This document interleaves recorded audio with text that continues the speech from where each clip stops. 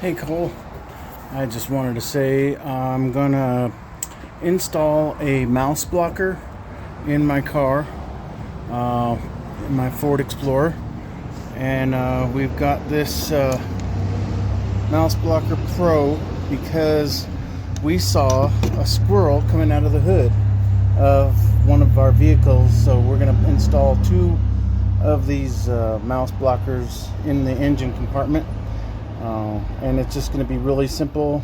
All it is two wires, positive and negative. Red being the positive and black is negative. Same thing when you have to remember that, because if you have to jump your car, a set of jumper cables has black and red cables on it, so you need to know which is the positive and which is the negative. So always go black to the negative post and red to the positive post. Just think red is power. Always remember that. So when you clamp onto your battery post, make sure on the other car it also is on the red side, the power side, and the negative. Okay, now you can flip them. You can put the black wire on the positive, but make sure that black wire on the other car is also on the positive, and then, but don't get confused. Red is positive, black is negative. So that's how the differences are in vehicles. Don't ever think that black is the negative in a residential house power, because black is positive. And that's on I guess that's the AC current on a house. This is DC. I think that's how it goes. But hey, I'm not an electrician. I just been doing this for way too long, and I just know the differences in cars and accessories are red. Red is positive, but in the house, residential power, it's black. So try not to get confused.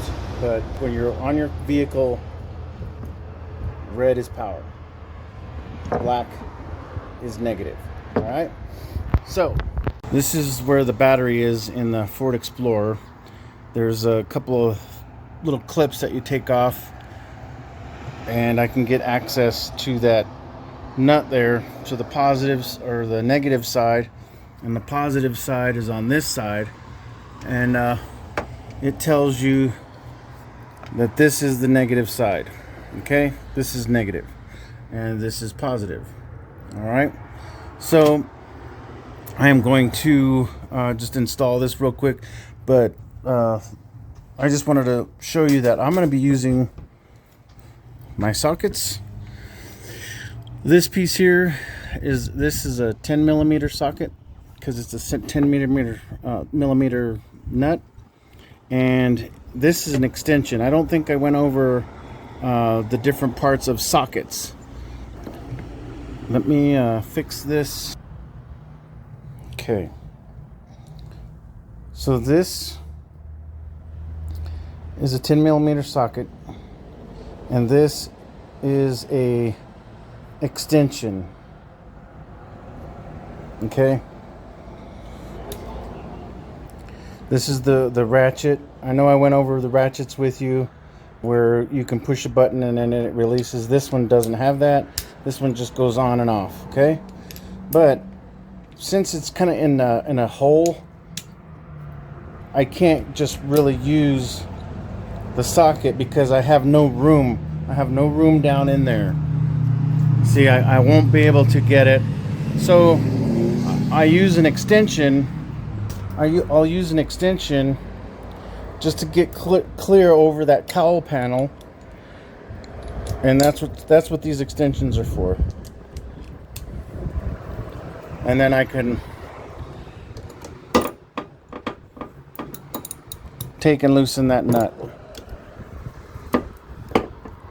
All right, I can take and loosen that nut, and then I can hook my negative onto that nut. All right. Now you got to be careful, because if you do connect it, you will fry your little unit or whatever you're hooking up, whether it be speakers, you'll blow your speakers, an amp, you'll blow your amp because it's running the wrong direction.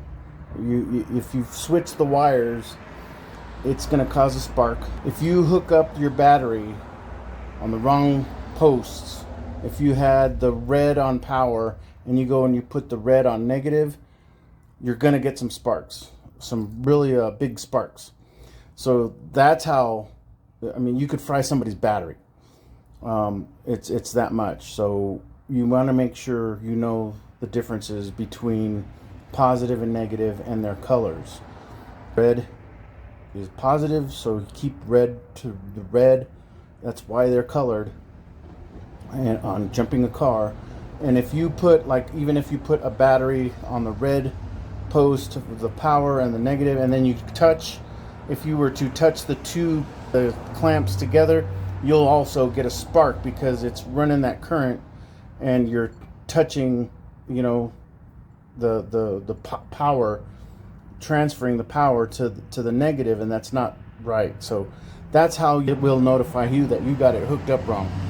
And if you leave it that way and you go to turn it on,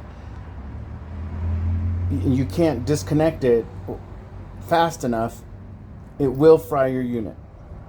All right, so let me get this. I can't hold the camera to show you, but I am going to install my mouse blocker unit, and I'm going to try and mount it on that side firewall there, and I'll show you what I did. But it's really easy because there's only 2 wires. One goes to the positive, one goes to negative, and then I can turn it on. All right, so I'll show you here in a bit. Okay, Cole, this is what trial and error is all about. Okay, I had this in my drill, but I can't get to it because of those AC lines. So I have to try and come up with something longer. Well, there's a bit that's longer. So if you can see, it's just a little bit longer. But I still don't think I can get to it. So I remember I showed you this tool. This can actually go inside. This is an extension for the drill,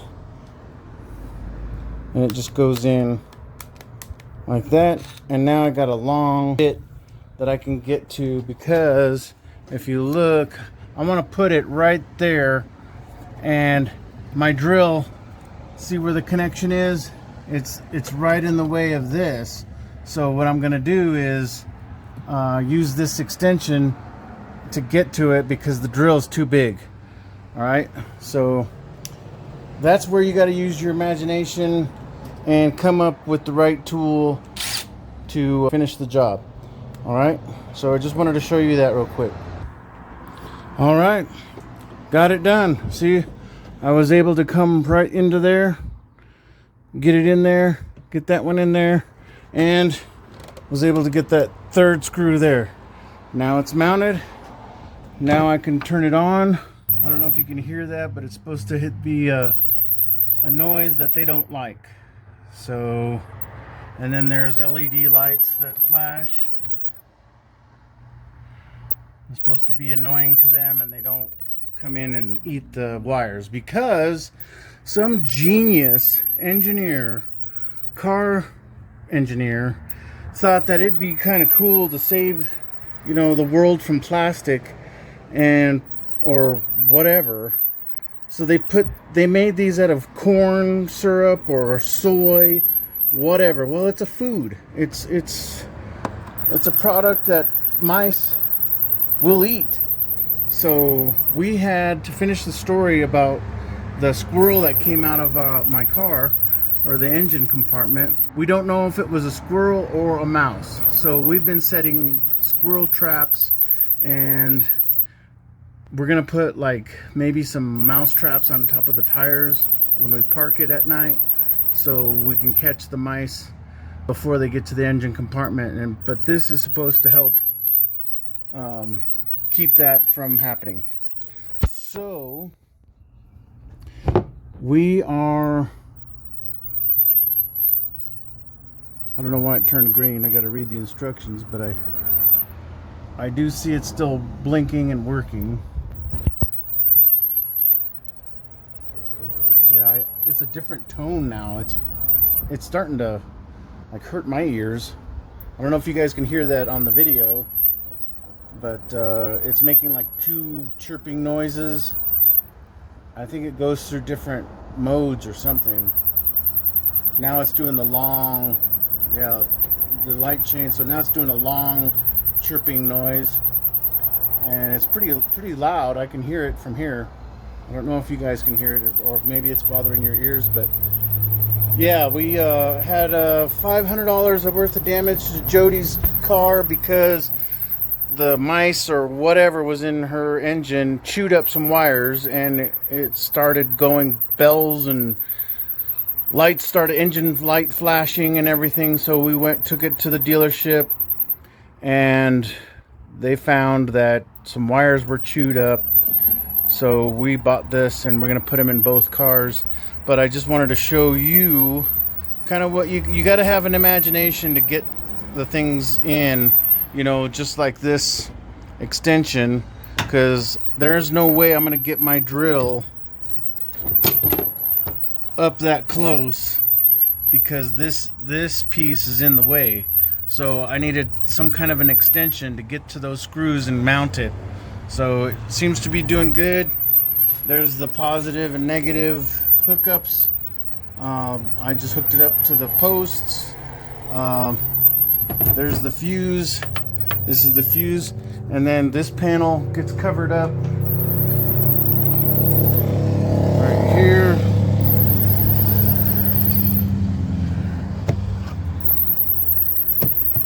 Like that, and it's all good, and it's installed. Now, this thing ain't gonna drain the battery, because as soon as I turn on the battery, it'll stop.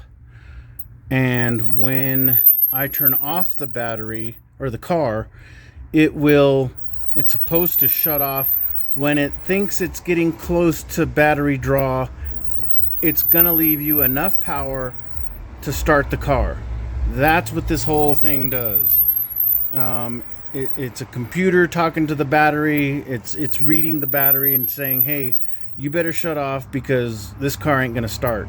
So it shuts itself off before it kills the battery, so you can start the car and then recharge the battery through the alternator. So, all right, I'm gonna be changing the oil on this car, but again, I gotta use some ingenuity and some imagination, because I'm not gonna be able to fit under there. So I'm gonna have to get my ramps. I got some ramps that I can pick the car up, but I need to lift the back end somehow because I only have two. So we are going to stop at that because my vehicle is installed with the mouse blocker, and hopefully it'll work. We'll see if it'll work. I can hear it. I don't know if you guys can hear it, but the light's flashing, and maybe it'll deter any more rodents from chewing up our wires, because it will cost you. It cost us, I think, $500-600. I can't remember, but some of them can get even worse and damage everything, and you won't get your car started. They will just trash it and cause $3,000, $4,000, depending on what wires they chew. So we're just gonna not deal with it and fix the problem, and hopefully it will work. I've heard a lot of good things about this mouse blocker, so we'll check it out. All right, I just wanted to show you just a few more little tools and ideas on how to get to some tough spots. All right, talk to you later. Bye.